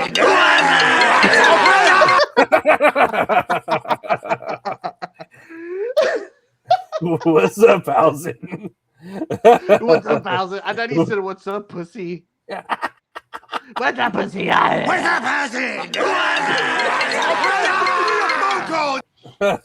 Oh my god, dude, that's fucking great. Oh shit. So No, we go to Clash in Italy. the very first thing I noticed about this show that I hated was the mat. Because the mat had right in the fucking middle of the ring, plastered in giant letters, "Scary Movie." Hell yeah. It's only what like, what about our advertisers? No, we only have 5 ads on there. But it's like, no, we only have 2 ads, but right in the middle, all huge, is Scary Movie, and then the 4 corners, Riyadh. No, it's just 2 advertisers, not a lot, but it's everywhere on the ring. It's like, it would have looked okay if like you just had the Riyadhs in each corner, but just having Scary Movie right in the middle looks fucking terrible. Mm-hmm. The first match here was Gunther versus Cody Rhodes for the WWE Championship. Cody Rhodes is super hot. Like, the crowd's super fucking hot for Cody Rhodes. And I got mad here because I put Michael Cole called a cartwheel a somersault. And I was like, that's a fucking cartwheel, you stupid idiot. Oh, let me say real quick before you keep going. Yes. Corey Graves was on commentary here. Yes, it's like he flew overnight. Dude. So think about it. Mexico, it's essentially Mexico is our time, right? Like, it's basically, what was it, 10 o'clock at night when they did the Mexico show, or 9 o'clock. My god! So you're when right. he flew over there, it was 2 p.m. here, so he only slept maybe what, 10, 11, 12, 1, like 2, maybe like 12. Like, it was a 12-hour difference, and then he was like on the show there at essentially 8 o'clock at night. So it was just like, god damn, like he went straight from Mexico to Italy and went on commentary for not only that full event, but this full event. I was like, god damn. Oh man, and he did his best on the show, and I'm not even knocking on him. Like, No, I'm not knocking on Michael too. Cole, I was just tripping out. Like, what the fuck? Like, why is like, take like a break? Like, holy shit, you know? It's like, dude. right, one after another. It wasn't even like, usually they get like what, 24 hours, like SmackDown or whatever, but he only had like 12 hours, 8 hours at max. Yeah, at max, dude. Fucking Corey Graves, he's the real MVP, dude. Like, this crowd I put that's pro Cody and pro Gunther, like, there's not really a split in the middle, or like, you know, a heel, whatever. It's hard hitting from the get-go. Cody Rhodes is constantly getting choked out. There's a spot where he's getting choked out, but he deadlifts Gunther, drops him on his back, and then that leads to another rope break. It was weird because it ended so abruptly that he does the crossroads, right? And it's like 1, 2, and then Gunther picks up his leg, like he kicks out, but then they call the bell. And I remember thinking to myself, what the fuck? Was that it? Or they're trying to do a stupid fucking, oh, his foot was actually under the ropes. And sure enough, they fucking did that. His foot was under the ropes. And it's like, dude, it's like, I hate how the match was cut short. I felt like this match was really short because of that stupid fucking finish they try to do. Where it's like, I felt like the belt should have just been given to Gunther personally. I thought whenever that happened again, I thought the same thing. That's it. And then like when they showed the replay, I was like, his foot wasn't on the rope, it was under the rope, but okay. And then like 1, they didn't like even restart the match. 2, Gunther like barely debated about it. He was mad, but he didn't like choke the ref or anything. Like what the fuck, you know? And he didn't even like attack Cody after. I thought he was like all this scheming that he's been doing of like attacking Cody from behind. You think he would attack him right now when he like got cheated out of the fucking match, you know? No, I fucking agree with you. Yeah. And it's like, I felt like it was one of those things where WWE booked themselves into a corner. And the reason why I feel like Gunther should have been given the belt is because he fucking retired John Cena. He retired AJ Styles. Who did he fight this past year's WrestleMania? Seth Rollins, right? He beat Seth Rollins. And like, you just have him lose to like Cody Rhodes, like just out the blue because of some fucking shenanigans or like some mishap by the referee. Like, it just seems stupid. It seems off. But he wasn't even like that pissed about it. He was like mad. Yeah, he looked stupid. Yeah, he was just like, what? And then the ref's like, yeah, okay. And he just, yeah, okay. And just walks off. And it's like, I fucking guess I'll deal with this Monday night on Raw. Yeah, whatever. It's Italy. Man, I'm gonna go hang out with Kaiser. So that shit fucking happened. And I was like, man, this is kind of like not my Americanos, you know? Not my Americanos. All I could do was be here going, that's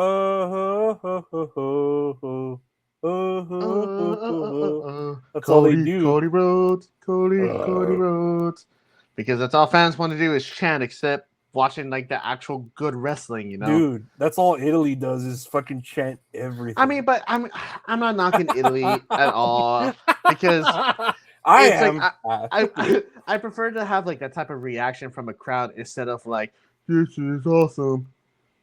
Or to me, it was like, oh, here's the Dodge Ram meter, and I'm like, dude, that crowd. Oh my god, they had that for Becky Lynch. They had it for Becky. They had it for I don't know another match like Roman, and I was like, dude, of course it's gonna be maxed out. This crowd's like chanting everything. The music, of course, it's maxed out. It's Ram. It's just like, why do you even show that? I know it's gonna be maxed out. This crowd's just cheering for anything. Oh my god, dude. This shit was fucking ridiculous. But around this time, my fucking internet was fucking up. Mm-hmm. So it was messing up around the next match, which was Rhea Ripley versus Jade Cargill. So I had connecting issues, but when the internet started working, Jade Cargill was actually taking control of the match. Most of the beginning, it was just like a beatdown from Jade Cargill. Like, it wasn't even like wrestling, it was just her like throwing her down and just like beating her down, you know. Then it started becoming a back and forth between both women, but they both looked tired. The spot that like really got me back into it was when she had Jade Cargill in the electric chair position and they went over the rope and Rhea Ripley like banged her fucking lower back on the apron. It looked like it hurt, but then she ended up slamming Jade Cargill on the apron, which also looked like it hurt. Throws her back in the ring. There was a spot where it's like counter after counter from like the Riptide to Jaded to Riptide again, but then Jade Cargill reversed that into a DDT, which looked fucking gnarly. It looked a little bit slow to get there, but did look really good. That did look good. I remember that. While they're just both on the ground, and I just see man, they're both so fucking hot. Like I wrote that down too. I put both of them look amazing. They both they look fucking amazing. They do. They do. And I felt like this is the longest Jade Cargill match I've ever seen, where they have enough time to actually put on a match, which is good, because me personally, I think Jade Cargill has gotten better. Like personally, yeah, no, for sure. She had before she needed Bianca Belair and Naomi to kind of carry her through a match. Mm-hmm. For sure. My interest started picking up after the back and forth, like those reversals that were happening.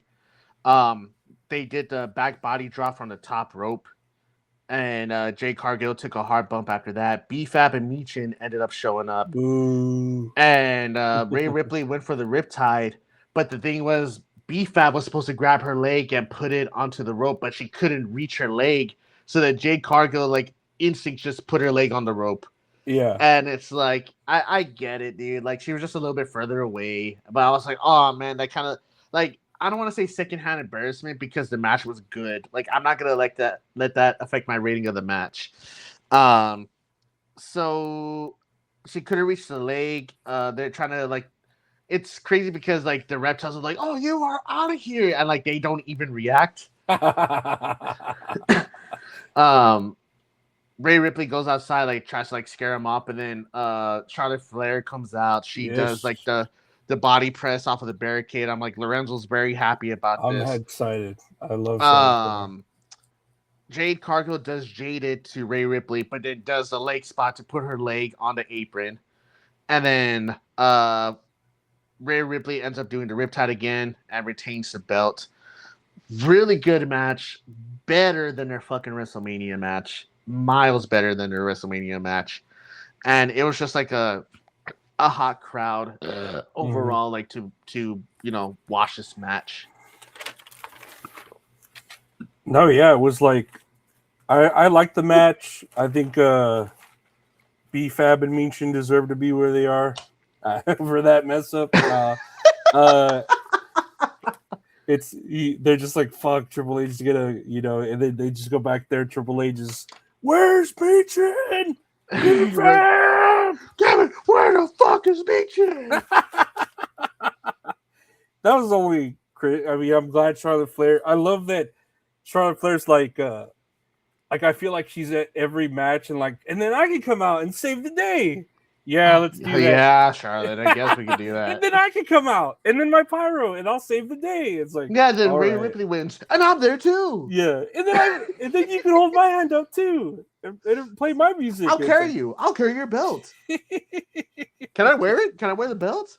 But I'm glad Charlotte Flair's being I'm glad she's smiling. That's what I'm happy about. Ooh, excuse me.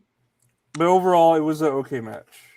Yes, I did enjoy this match more than a WrestleMania match. It's crazy if you give them enough time to have these matches, they could put on a good match, right? So the next match here was a big one because Brock Lesnar unretired after 29 days to have this match again. And it was Brock Lesnar versus Obafemi 2. Again, I was having internet issues. I was getting very frustrated. But when my internet came back on, Brock Lesnar had Obafemi in the Kimura lock, and Obafemi picked him up and slammed him down onto the apron. Do you have anything before that? I put here that you have to be on the ESPN2 app to watch this. How it's this first match and second match are on ESPN1, and to watch the next match you have to be on ESPN2. Dude, the whole ESPN interface is fucking garbage. I know. I hate it so much. But I just think of how every match, the higher up the card it goes, you have to sign up for a different level of ESPN. If you want to watch the main event, you got to sign up for ESPN 5. It's literally a battle pass for fucking ESPN. It is stupid. I hate it. Exactly. That's what it's come to, and I was just cracking about that. But otherwise, yeah. Well, before that happens about the Kimura, Brock immediately does 4 F5s to Obafemi. Like, immediately, before even that. Mm-hmm. And then he gets him in that, and then we keep going with what you said. Damn, I put second F5. I lost count. Dude, he did 4 right out the gate. Like, immediately did 4. So after the Kimura spot, he goes for another F5. Oba kicks out, and Brock is getting frustrated.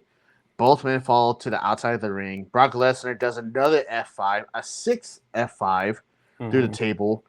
And Brock ends up going for the countout victory. But Obafemi just stands up and like walks to the ring and stands up in the ring. And I was getting excited because Obafemi was tossing Brock Lesnar around like a rag doll. And he goes up for the fall of man. Brock Lesnar reverses, goes for another F5, gets the win.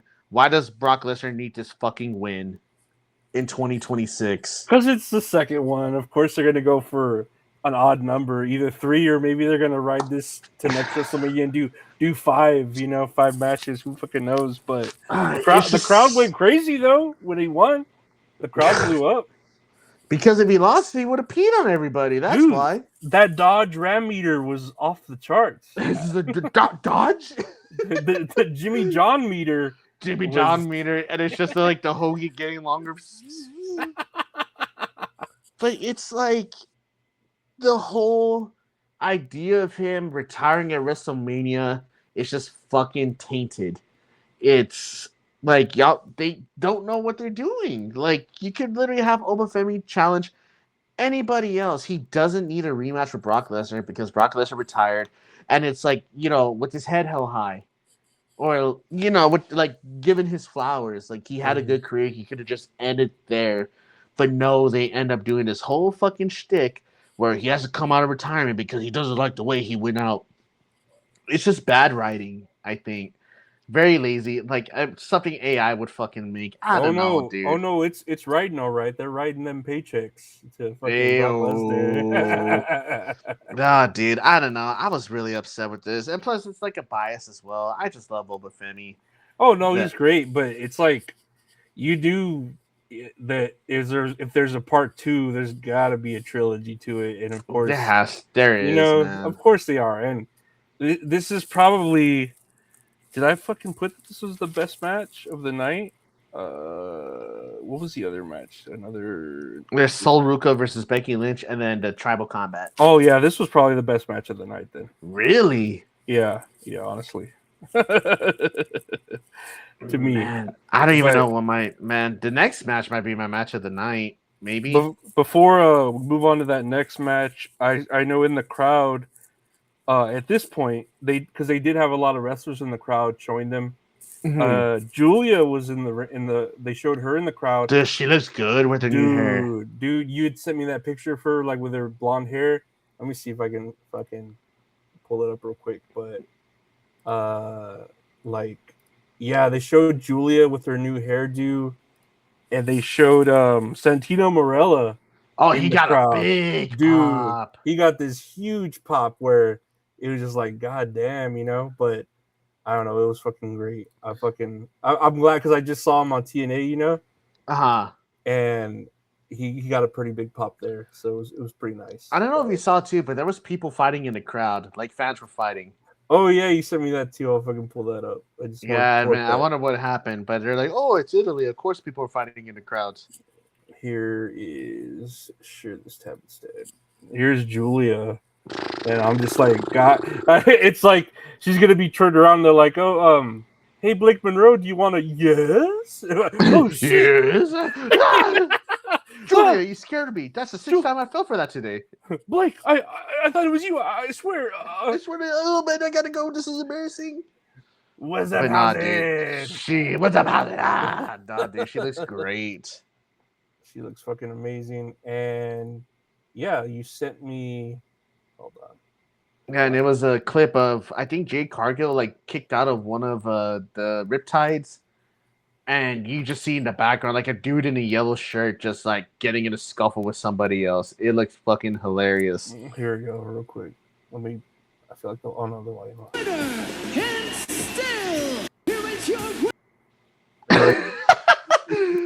Like, oh, no, it was right at the end of the match. That's what happened. nah, man, the girl's mine. Nah, the girl's mine. Yeah. No, man, she's gonna kiss me. Or like, nah, pizza's better in New York. Ah, why you guys? This is Italia. Hey, Nah, Chicago. Nah, New York. Chicago. yo, Detroit. Oh my gosh. Here. Let's see. The next match. I guess we could go on to the next match, right? Yeah. If I have a picture of it here. The next match here, it's Sol Ruca versus Becky Lynch for the Women's Intercontinental Championship. The very first note I have here is Jessica Carr is the fucking referee again. Of course Jessica Carr is the ref. That's what I put here. Of course she is. This match they have no other refs anywhere. She had to pull overtime to fucking do this. She had to pull overtime, man. Like this match is instantly better than their match at Backlash. Absolutely. Oh no, Saturday Night's Main Event. That was the one that they had where she like kicked the ref. The one was so bad I forgot what show was even on. That's how bad it was. Yeah, exactly. This one was tons better. This match had a lot of high offense from Sol Ruca. There's a spot where Sol Ruca does the fucking moonsault from the top rope to the outside. There was a part where Sol's trying to go for the Soul Snatcher, but it ends up getting countered to the armbar, and then the armbar gets countered to the STF. She's able to break out of to do the rope break from the STF. Sol Ruca goes for a top rope face buster, which looks fucking gnarly. There's more ref shenanigans where Sol Ruca it's going for like a splash off the top rope, and Becky Lynch pushes Jessica Carr into the rope, so then she hits her crotch area on the top rope. Becky Lynch goes up for a superplex. Then afterwards, Sol Ruca's trying to go. No. Becky Lynch is trying to go for a DDT, to which Sol Ruca counters that with a cape up, and then goes for a super kick. Both women are down. Becky Lynch, she's trying to go for a Soul Snatcher, but Sol Ruca ends up catching her, does the manhandle slam. Then she ends up going for the Soul Snatcher after all. Sol Ruca ends up getting the win and is the new Women's Intercontinental Champion. Way better than their other match. Like, I barely remember the other one. All I know is it had that shit fucking ending. Yeah, this one was way better. I think the right person won. And, I just don't like Becky Lynch. Of course, I don't think the right person won. No, yeah, I agree, man. I'm in the same boat as you. But this match was very, you said, very much better than the last one they had. And I don't think I have any notes here. The crowd was actually really hyped that she won, but again, this crowd was like hyped for anything. You could be like SpongeBob sticking their hand out of the curtain, and everyone like, yeah. The score. Now for the main event. Well, real quick though. Oh, sorry. Go ahead. No, I just like interrupting you. Real quick before the main event, I saw this while I was looking for that picture or that video you sent me of the Rhea Ripley of the people fighting.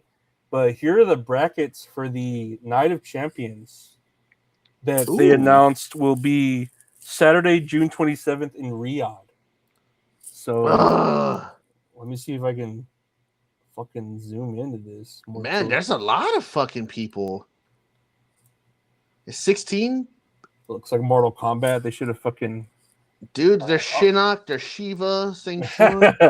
So first one, I gotta look real close. So first one, is this a 4-way? Are these are 4-ways, right? No, my god. No, it's not. It's two. I don't know, because it's they all look like fatal 4-ways. Okay, yeah. No, I don't think so. But let's see here. First is Penta and Obafemi. And then here's Solo Sikoa and Carmelo Hayes. Underneath that, Mysterio and Breaker, and then Trick Williams and Priest. Damn it. Okay. Are these fatal 4-ways? I think they're fatal 4-ways because the winner of the first 4 goes on to that square. The Right? winner of the bottom 4 goes to the other square, Right? and then those are single matches. Jesus Christ! So Man, just have fucking regular matches, dude. Like expand this shit. or don't have so many people. I don't know, like. But okay, so that first one, Penta, Obafemi, Sikoa, and Hayes. I mean, Obafemi's got to win, right? Oh, it's Obafemi. Penta's already got the belt. No, I think Oba's gonna lose because Brock Lesnar's gonna fucking cause something, right? To lead to a match at SummerSlam. Oh my god, that's what it's leading to, right? Like another match at SummerSlam because it's in Minneapolis. Oh, okay. So he's gonna cost him this, and okay, I want Obafemi to win it all, man. okay. So maybe they give it to Carmelo Hayes, and then the next one is Mysterio, Breaker, Williams, and Priest, and maybe they give that to Trick Williams. I was gonna say Braun Breaker, but no, Trick Williams makes sense. How about Carmelo Hayes wins the top and then Trick Williams wins the bottom? Yeah, because they're kind of feuding right now. Mm-hmm. But Trick Williams is already the U.S. champion, right? Yeah, he is. But I mean, he can still win the tournament. Like it's happened before. Okay, yeah. Here on the right side, Rollins, Seth Rollins, Javon Evans, Tonga, Dallas Tonga, and Ricky Saints. Oh, man, I want Ricky Saints or Javon Evans. I don't think it's gonna be either of them. I was thinking it was gonna. I don't want Seth Rollins to win, but I feel like it's gonna be Seth Rollins. But then again, Becky just went on vacation from losing the belt, so maybe he's gonna like lose and go on vacation too. Oh man, yeah, they both need to go on vacation, man. Mm-hmm. Just like trust your roster, dude. Give us somebody you. At the bottom here, Jey Uso, LA Knight, Royce Keys, and Finn Balor. Ooh, that has to go to Finn Balor, right? I feel like it has to go to Keys. I think it should go to LA Knight, but it should go to LA Knight. I don't think it's gonna go to LA Knight. I don't think it's gonna go to LA Knight either. Never these matches suck, dude. Like, damn, these are terrible. Because it's like the person that should win isn't gonna win. I know, man. It pisses me off. Right, I'm very upset. And then they're 4-ways too. Yeah, whenever it's like they are 4-ways, right? This is just fucking stupid. So they're no DQ. Stupid. They're no DQ, right? Because they're 4-ways. Yeah, they're all no DQ. Oh my god! Whatever. What about the women's side? The women's side. Let's start from the left at the top. Liv Morgan. She's a champion already, right? So she's probably not going to win that. Liv Morgan, that's weird. Becky Lynch, Alexa Bliss, and Chelsea Green. Oh, Chelsea Green, please. Please give it to Chelsea Green. It has to be Chelsea because Bliss doesn't need to win this. Lynch is probably going to go on vacation. Liv Morgan's already a champion. She doesn't need it. She don't need it. The bottom here, Sol Ruka, Lyra Valkyria, Charlotte Flair, and Jade Cargill. Damn, that's a good one too. I think Sol's going to win that to face Chelsea Green. I don't know. I mean, I kind of want Jade to win. Because I think that would make the most sense. I don't think Ruka or Valkyrie. I don't think Valkyrie is going to win at all. Ruka just won. So Charlotte, I love Charlotte, but I don't think they're going to let her win. Just for whatever reason. I get it. What about the other side? And next, Roxanne Perez, Io Sky, Julia, and Lash Legend. Man, dude, that's a good one too. Man. I want Julia to win, but I feel like Lash Legend should. But all of them should win. I love all of them. I want Julia to win, dude. That's like just my personal bias. But then again, Roxanne Perez is so good. All of them are. Lash Legend's great. All of them are great. But yeah, I do want Julia to fucking start getting built up. Yeah, Io Sky doesn't need it. As much as I love Io Sky, she doesn't need it. That's true. I do love Io Sky though. Last year, Bayley. Don't even say anybody else. It's just Bayley. I mean, of course, but they're never going to let her win. They never let her win. Raquel Rodriguez, JC Jane, and Kiana James. Ooh, man. That's a good... Man. As much as I want Bayley to win, I don't think she's going to win. Maybe JC Jane. I feel like they'll have JC Jane to go face Julia. Yeah, that'd be a sick match. That'd be a good match. It'd be interesting to have Julia face Kiana, or even Roxanne to face Raquel, because they're both kind of like teammates of each other. Yeah, so it'd be interesting, but I honestly don't know. I know Bailey's not gonna win because she never fucking wins anything. it's like WWE needs to fucking have trust in their roster and give it to somebody new. Where it's like, I don't want to see Becky Lynch. I don't want to see Liv Morgan. I don't want to see Charlotte. Bailey's a different story. Well, even like Charlotte, Alexa Bliss, like I like seeing them, but I don't think they need titles or really anything to like make them bigger stars. They're already stars. I agree. I agree 100%. Mm-hmm. But I mean, we'll see what happens, man. I want to see some new competitors in this tournament. I don't need to see Rollins. I don't need to see Penta. Because Penta's fucking everywhere. Jey Uso. We don't need to see. Nobody needs to see Jey Uso. No. Dominic's doing everything already. No. I don't know. Like, we'll see what happens. Maybe I'm just thinking like the negative of it because like I'm just so over the WWE format right now. Well, like, it's because like you know, like we say what we hope's gonna happen, but we already kind of know. It has to go this way. We're already expecting the worst, you know, because that is usually how it goes. I don't know. We'll see what happens, man. But I mean, exciting.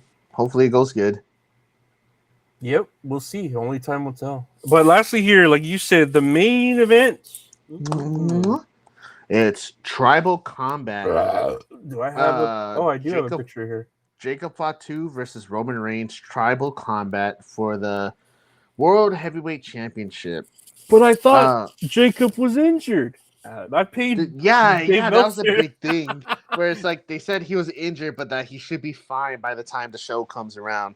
But if he wasn't, they needed a plan B. I was like, man, he's probably going to force himself through it because that's a lot on his shoulders to be responsible for like the main event. They were building the shit up out of this main event for him to get injured. It's like, dang, that would ruin everything. That's the whole point of this show was this tribal combat.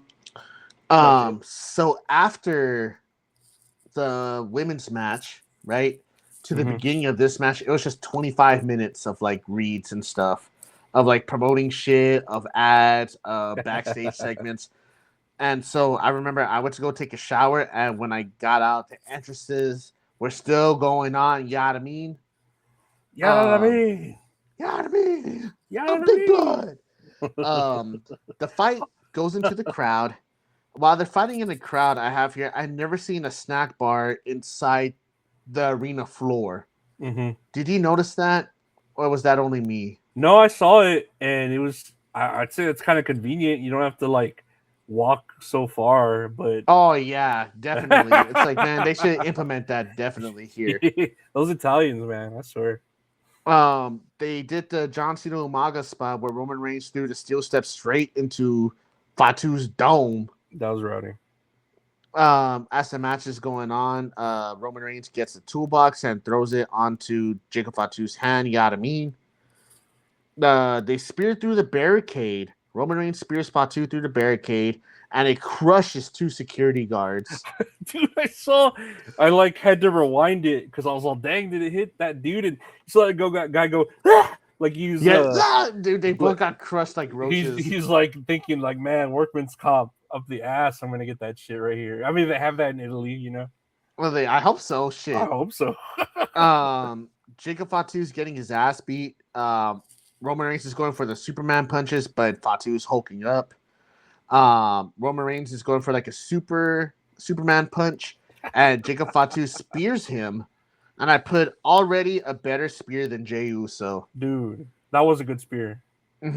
He goes for the spear, and then he goes for the moonsault. And when he goes for the moonsault, he pins him. He kicks out, but at the same time, he ends up low blowing him. Oh, he loves doing that, right? He loves reaching that. He loves reaching for the fucking crotch every time he fucking kicks out. Toward the end of the match, Roman Reigns does a spear to Fatu through a table. That table just fucking explodes. Another spear from Roman Reigns to secure the win. Roman Reigns retains. And now I think they said on Monday Jacob Fatu has to acknowledge him as like head of the table or tribal chief, but like as the show's going off the air, the MFTs are standing in the crowd, and then Roman Reigns is like, "You're next." I'm like, "Oh my god, why are we still doing bloodline shit?" I was like, "Don't let him be next." Like, I'm just groaning. I'm just groaning at this point, Lorenzo. I don't know. Hey man, you gotta keep that Samoan storyline going. That's You know what I mean? Yeah. All gas, no brakes. You know what I mean? Oh gosh, no brakes, Jacob. Please, I need a break, man. No brakes. But we run out of gas eventually. All gas, no brakes. Gas is expensive. You know what I mean? $5 a gallon. I pretty much agree with all that in the match. I don't know why I wrote this down that the crowd is super into it. Like the crowd's into everything. I don't know why I kept writing that down. I was like, okay, never mind. Do you see when the toolbox came out?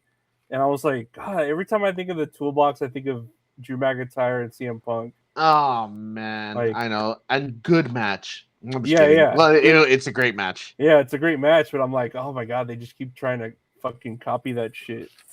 I'm actually surprised that the Usos didn't come out during the match at all. Like Roman Reigns. Me too. Not win it clean, but he won by himself. Interesting. Yeah, but if you had to choose between the two shows, go watch the AAA show. It's free. It's on YouTube. Watch one of the greatest matches of the year. Dude. Been a lot higher if it was in the Tokyo Dome. You know what I mean? The Bleacher Report says it. The Sports Illustrated says it's a great match of the year. Great match of the year. Oi, oi, oi. Aussie. El Grande has come alive. But yeah, that was Clash in Italy. Man, it was a good. I mean, it was all right. I'll say it was a good Saturday. It was a good Saturday for wrestling, and yeah, good Saturday, and whatever Sunday. Saturday was better. But Clash in Italy improved a lot from like Backlash and WrestleMania. Like, I don't know, it was, except the fucking Gunther and Cody Rhodes match was very underwhelming the way it ended. Of course, Obafemi, them going to part 3, Soruka winning is great, and the women's match was good as well. The Rhea and Jade. Yeah, no, Jade was great, but I don't know. I'm just glad we lived in a time period with the El Grande Americanos. Dude, what a sentence to say. It was cinema. That was fucking great. Oh man, but yeah, that was wrestling for the week. I think that's all kayfabe because I don't have any botches. I didn't have any. Did you see the video I sent you? You can play that last video real quick. It has a bunch of question marks from @Hang'emHigh. I think that's the name. I just sent it to you. I think it's like the last thing I sent you. Let me see here. Maybe that could be like the only botch for this week because I thought it was funny. Oh shit! Yeah, I didn't see that. You must have just sent it to me. Oh yeah. I sent it before we started recording. The Clash in Italy. Yeah. All right, let me. It's a spot from the match. I would have never guessed this spot, but I thought it was pretty funny, and I think it's our privilege to share this with y'all, the audience. Oh, shit. Here we go. Right here. Yes.